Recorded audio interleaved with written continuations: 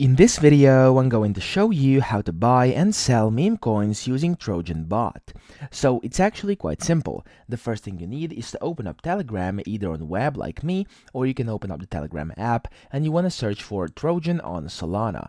So after you find the bot, which is this one that has over 300,000 monthly users, you simply want to start the bot, and after you start it, you want to hover this menu over here where you can click either buy or sell. So let's say we're going to click buy for this instance, and it's going to tell you enter a token symbol or address to buy. So let's say you want to buy some Solana, and I'm going to type in Sol.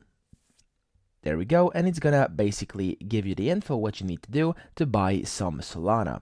Now, after you've done this, you can of course sell it as well. So you want to go over here, hover over this, and do sell. And after that, it's gonna say you do not have any tokens yet. Start trading in the buy menu. However, if you do have any tokens, it will list them and you'll be able to sell them. So alternatively, you can also hover over this and just click on start. And from here, click on buy.